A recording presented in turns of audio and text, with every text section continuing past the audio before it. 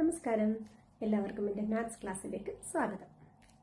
ഇന്നത്തെ ക്ലാസ്സിൽ നമ്മൾ പഠിക്കാൻ പോകുന്നത് ഗ്രേഡ് 7 മുതൽ ഗ്രേഡ് 10 വരെയുള്ള കുട്ടികൾക്ക് വളരെ ഉപകാരപ്രദമായിട്ടുള്ള ഒരു ടോപ്പിക്കാണ്. അതായത് solving simple equations or solving linear equations. ഇത് ഗ്രേഡ് 7 മുതൽ നമ്മൾ പഠിക്കാൻ തുടങ്ങുന്നുണ്ട്. ഗ്രേഡ് 10 വരെ ഇതിങ്ങനെ നീണ്ടു പോകുന്നുണ്ട്. അപ്പോൾ ഗ്രേഡ് 7ൽ തന്നെ നിങ്ങൾ ഇതിൻ്റെ ബേസിക്സ് ഒക്കെ മനസ്സിലാക്കിയാൽ പിന്നീട് അങ്ങോട്ട് ഈ പഠനം വളരെ എളുപ്പമായി മാറും. അപ്പോൾ അതിനു വേണ്ടിയുള്ള ചെറിയ ചെറിയ ട്രിക്സ് ഒക്കെയാണ് ഞാനിപ്പോൾ പറയാൻ പോകുന്നത്. അപ്പോൾ ഞാൻ ഗ്രേഡ് 7 മുതൽ എങ്ങനെ ചോദ്യങ്ങൾ വരാം എന്നുള്ള രീതിയിൽ ഗ്രേഡ് 10 വരെയുള്ള എല്ലാത്തരം ചോദ്യങ്ങളും ഉൾപ്പെടുത്തിയിട്ടാണ് ഈ വീഡിയോ തയ്യാറാക്കുന്നത്. ഡീറ്റെയിൽ ആയിട്ടൊന്നും പോകാൻ നമുക്ക് പറ്റില്ല. ഓരോ ക്ലാസ്സിലും ഡീറ്റെയിൽ ആയിട്ടുള്ള സൊല്യൂഷൻസ് ഒന്നും നമുക്ക് ചെയ്തു തീർക്കാൻ പറ്റില്ല, പ്രോബ്ലംസ് ഒന്നും ചെയ്തു തീർക്കാൻ പറ്റില്ല. എന്നിരുന്നാലും എല്ലാ ക്ലാസ്സുകളിലും ഓരോ ക്ലാസ്സിൻ്റെ വ്യത്യാസമനുസരിച്ച് ചോദിക്കാവുന്ന ചോദ്യങ്ങളുടെ രീതിയും പിന്നെ അതെങ്ങനെ എളുപ്പത്തിൽ സോൾവ് ചെയ്യാമെന്നുള്ളതും ഞാൻ പറഞ്ഞുതരാം. അപ്പോൾ നമുക്ക് വീഡിയോയിലേക്ക് പോവാം. ആദ്യം തന്നെ നമുക്ക് ലീനിയർ ഇക്വേഷന്റെ ഡെഫിനിഷൻ ഒന്ന് നോക്കാം. Linear equation 1 വേരിയബിളിലുണ്ട്, 2 വേരിയബിളിലുണ്ട്. അപ്പോൾ ആദ്യം നമുക്ക് 1 വേരിയബിളിന് നോക്കാം. കാരണം ഗ്രേഡ് 7ലൊക്കെ 1 വേരിയബിൾ വെച്ചിട്ടാണ് സ്റ്റാർട്ട് ചെയ്യുന്നത്. അപ്പോൾ linear equation in 1 variable is an equation that has only 1 variable and the highest power of the variable is 1. അതായത് പേര് തന്നെ ഉണ്ട്, ഒരു വേരിയബിളേ ഉണ്ടാവുള്ളൂ. ഇപ്പോൾ ഇത് സ്റ്റാൻഡേർഡ് ഫോം നമുക്ക് കാണാം. AX + B = 0 എന്നുള്ളതാണ് അതിന്റെ സ്റ്റാൻഡേർഡ് ഫോം. അതിൽ വേരിയബിൾ എന്ന് പറയുന്നത് എക്സ് ആണ്, എയും ബി എന്ന് പറയുന്നത് കോൺസ്റ്റന്റ്സ് ആണ്. വേരിയബിൾ എന്ന് പറഞ്ഞാൽ ചേഞ്ച് ചെയ്തുകൊണ്ടിരിക്കുന്ന ഒരു വാല്യൂവിനാണ് നമ്മൾ വേരിയബിൾ എന്ന് വിളിക്കുന്നത്. അപ്പോൾ എക്സിന്റെ വാല്യൂ മാറിക്കൊണ്ടിരിക്കാം. അപ്പോൾ എക്സ് നമുക്ക് വേരിയബിൾ എന്ന് വിളിക്കുന്നുണ്ടെങ്കിൽ അതിന്റെ പവർ 1 ആണ്. അപ്പോൾ എപ്പോഴും അതിന്റെ ഡിഗ്രി, വേരിയബിളിന്റെ ഡിഗ്രി 1 ആവുമ്പോഴാണ് അതിനെ നമ്മൾ ലീനിയർ ഇക്വേഷൻ എന്ന് വിളിക്കുന്നത്. അത് AX² എന്നാണെങ്കിൽ അതൊരു ക്വാഡ്രാറ്റിക് ഇക്വേഷനായി. അപ്പോൾ ആ ഡിഗ്രി മാറുന്നതനുസരിച്ചിട്ട് നമുക്ക് ഇക്വേഷന്റെ പേര് മാറ്റാം. പക്ഷെ ഇപ്പം നമ്മൾ പഠിക്കുന്നത് ലീനിയർ ഇക്വേഷൻ മാത്രമാണ്, അതുകൊണ്ട് ഞാൻ ക്വാഡ്രാറ്റിക് ഇക്വേഷനിലൊന്നും അധികം പോകുന്നില്ല. ഓക്കെ, അപ്പോൾ ഇതിലിപ്പോൾ AX + B = 0 ഇതാണ് ഒരു standard format linear equation 1 variable ആകുമ്പോൾ. അതേസമയത്ത് 2 വേരിയബിൾ ആകുമ്പോൾ ഇതിന് ചെറിയൊരു ചേഞ്ച് വരും. AX + BY എന്ന് പറഞ്ഞിട്ടുള്ളതായിട്ട് ചേഞ്ച് ചെയ്യും. കാരണം 2 വേരിയബിൾ വേണമല്ലോ. അപ്പോൾ എന്തായാലും ചെറിയൊരു ഡെഫിനിഷൻ നമുക്ക് ആദ്യമേ പഠിച്ചു വയ്ക്കാം. ഓക്കെ, അപ്പോൾ ജനറൽ ഫോർമാറ്റ് അഥവാ സ്റ്റാൻഡേർഡ് ഫോം നമുക്ക് ഒന്നുകൂടെ നോക്കാം. AX + B = 0 ആണ്. വേറെ എക്സ് എന്ന് പറയുന്നത് വേരിയബിൾ ആണ്, A and B ആണ് കോൺസ്റ്റൻസ്. അതിന്റെ വാല്യൂ ഒരിക്കലും ചേഞ്ച് ചെയ്യില്ല. ഒരു കണ്ടീഷൻ കൂടിയുണ്ട്, A ≠ 0. അതായത് വേരിയബിൾ എക്സിന്റെ കോഎഫിഷ്യന്റ് ഒരിക്കലും 0 ആവാൻ പാടില്ല, 0x എന്ന് പറഞ്ഞിട്ട് തുടങ്ങാൻ പാടില്ല. അപ്പോൾ അത്രയാണ് കണ്ടീഷൻ. പിന്നെ ഇത് നമ്മൾ സോൾവ് ചെയ്ത് കിട്ടുന്ന സൊല്യൂഷൻ, ആ സൊല്യൂഷൻ എപ്പോഴും ഒരു യുണീക്ക് സൊല്യൂഷൻ ആയിരിക്കണം. അത് നമുക്ക് കിട്ടാൻ വേണ്ടി നമ്മൾ യൂസ് ചെയ്യുന്ന ഓപ്പറേഷൻസ് എന്തൊക്കെയാണെന്ന് വെച്ചാൽ എഡിഷൻ, സബ്ട്രാക്ഷൻ, മൾട്ടിപ്ലിക്കേഷൻ, ഡിവിഷൻ, ഇതൊക്കെ യൂസ് ചെയ്തിട്ടാണ് നമ്മൾ ആ സൊല്യൂഷൻ കണ്ടുപിടിക്കുന്നത്. ഇനി നെക്സ്റ്റ് നമ്മൾ എക്സ്പ്ലെയിൻ ചെയ്യാൻ പോകുന്നത് എങ്ങനെയാണ് ലീനിയർ ഇക്വേഷന്റെ സൊല്യൂഷൻ കണ്ടുപിടിക്കുന്നത്. അതിലേക്കാണ് നമ്മൾ ഇനി പോകാൻ പോകുന്നത്. ഇനി നമുക്ക് ഒരു ലീനിയർ ഇക്വേഷൻ സോൾവ് ചെയ്യുന്ന എങ്ങനെയാണെന്ന് നോക്കാം. ആദ്യം ഒരു എക്സാമ്പിൾ ഞാൻ തരുവാണ്. X + 3 = 5. അങ്ങനെയാണെങ്കിൽ X = എന്താണ്, നമുക്കതാണ് ഫൈൻഡ് ചെയ്യേണ്ടത്. എക്സിന്റെ വാല്യൂ ആണ് ഫൈൻഡ് ചെയ്യേണ്ടത്. സോ X + 3 = 5 ആണെങ്കിൽ, അത് ഓൾറെഡി ക്വസ്റ്റ്യനിൽ തന്നിട്ടുണ്ട്, ആണെങ്കിൽ X എന്ന് പറയുന്നത് 5 - 3 ആയിരിക്കും. ക്വസ്റ്റ്യനിലെ +3 നമ്മൾ ചേഞ്ച് ചെയ്യുമ്പോൾ അത് -3 ആയിട്ട് മാറും. സോ അപ്പോൾ അതിന്റെ ആൻസർ X = 2. ഓക്കെ, ഇനി മറ്റൊരു എക്സാമ്പിൾ നോക്കാം. ഇപ്പോൾ ഈ ക്വസ്റ്റ്യനിൽ X - 3 = 8 എന്നുള്ളത്. സോ X = എന്ത് വരും, നമ്മുടെ -3 റൈറ്റ് സൈഡിലെത്തുമ്പോൾ +3 ആവും. അപ്പോൾ X = 11. ഓക്കെ, അതിൻ്റെ ആൻസർ കിട്ടി നമുക്ക്. ഇനി മൂന്നാമത്തെ ചോദ്യം, 2x, അതായത് 2 × x മൾട്ടിപ്ലിക്കേഷൻ ആണ്. 2x 8 ആണെങ്കിൽ X = എന്ത് വരും, 8 / 2 = 4 എന്ന് കിട്ടി. ഇനി ഒരു ഓപ്ഷൻ കൂടി ബാക്കിയുള്ളത് ഡിവിഷൻ ചെയ്യാം. അതായത് X / 3 = 9 എന്ന ക്വസ്റ്റ്യനിൽ തന്നിട്ടുള്ളത്. അപ്പോൾ X = എന്താവും, 9 × 3 ആവും. അതായത് ഡിവിഷൻ എന്തായി മാറി, മൾട്ടിപ്ലിക്കേഷനായി മാറി. അങ്ങനെ നമുക്ക് 27 ആൻസർ കിട്ടുന്നു. അപ്പോൾ ഇത്രയും കാര്യത്തിൽ നിങ്ങൾക്ക് മനസ്സിലായൊരു റൂൾ എന്താണെന്നറിയോ? അതായത് പോസിറ്റീവാണ് ക്വസ്റ്റ്യനിൽ ഉള്ളതെങ്കിൽ അത് റൈറ്റ് സൈഡിലെത്തുമ്പോൾ നെഗറ്റീവ് ആവും. ഇനി നെഗറ്റീവാണ് ക്വസ്റ്റ്യനിൽ അവർ തന്നെങ്കിൽ റൈറ്റ് സൈഡിലെത്തുമ്പോൾ പോസിറ്റീവ് ആവും. ഇനി അടുത്തത് മൾട്ടിപ്ലിക്കേഷൻ ആണ് ക്വസ്റ്റ്യൻ ഉള്ളത്. അതായത് 2x എന്നൊക്കെ ആണെങ്കിൽ അത് നമ്മൾ ചെയ്യേണ്ടത് ഡിവിഷൻ ആയിരിക്കണം.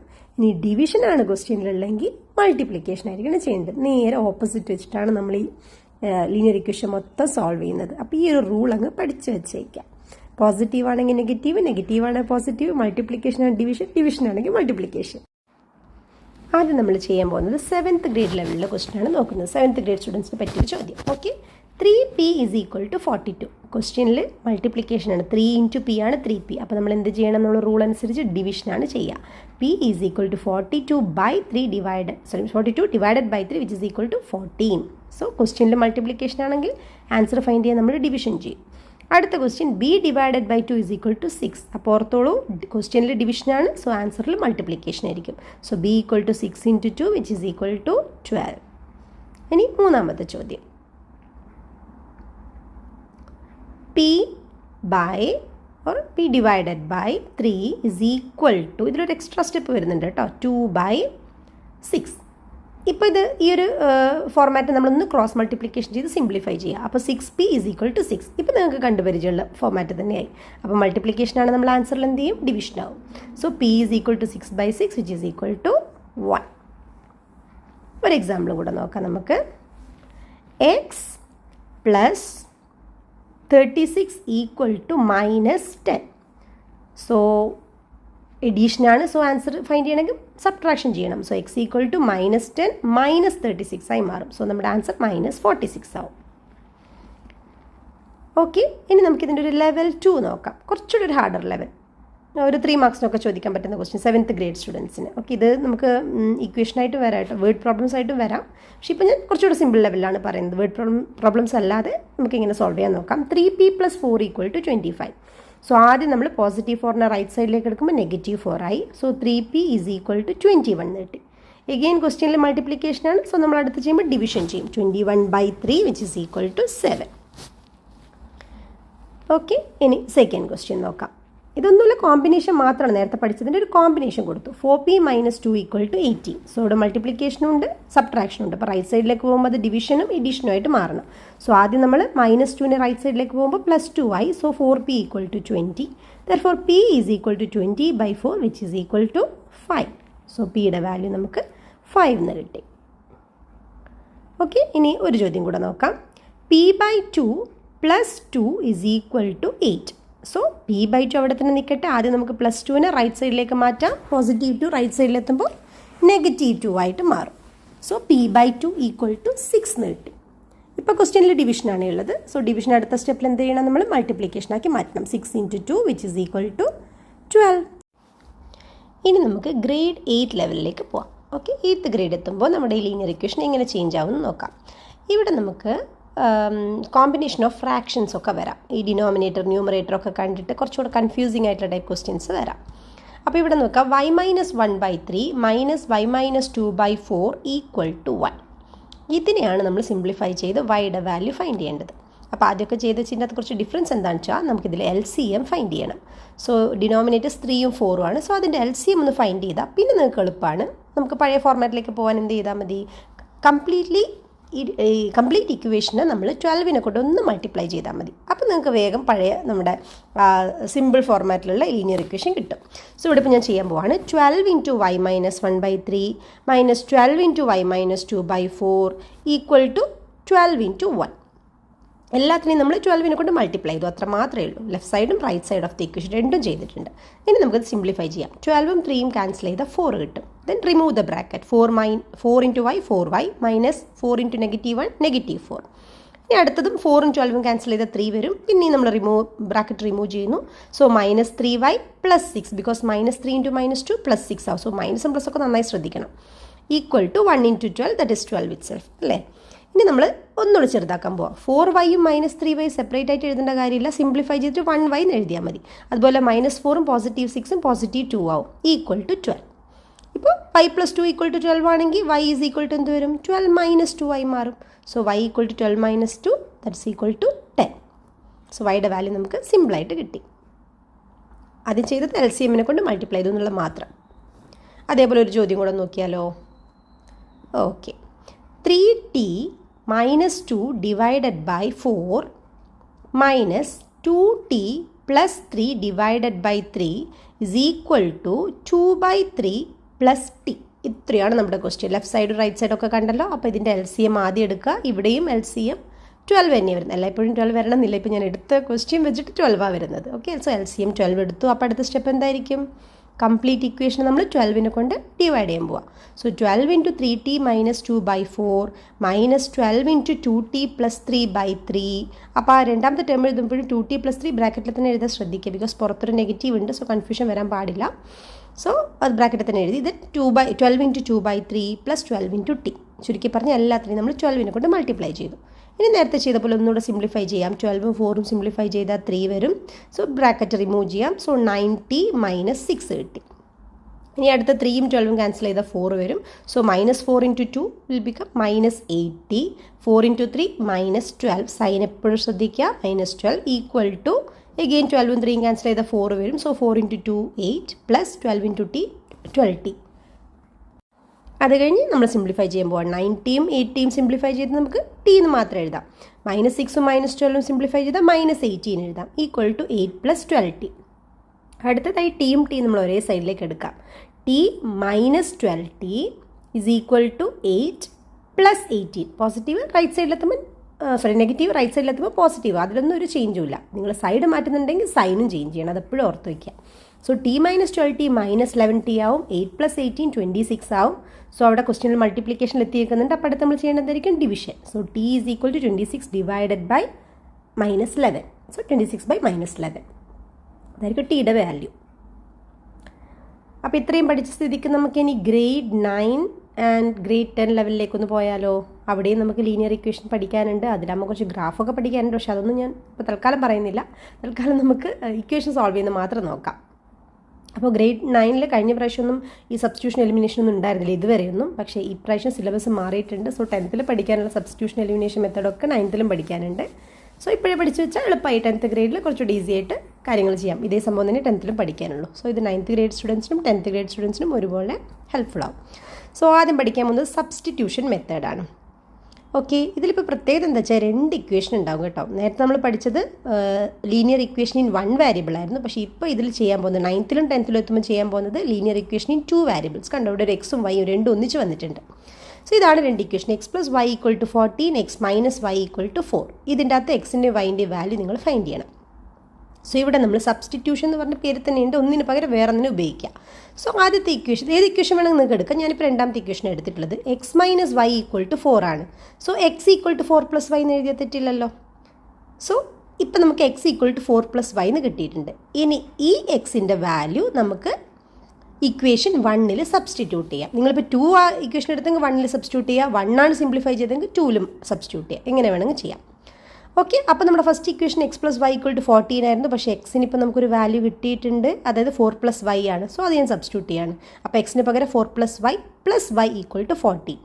ഇനി സാധാരണ ചെയ്ത പോലെ സിംപ്ലിഫൈ ചെയ്യുകയാണ്. 2y plus 4 equal to 14. 2y is equal to എന്ത് വരും? 14. പോസിറ്റീവ് 4 റൈറ്റ് സൈഡിലേക്ക് പോകുമ്പോൾ -4.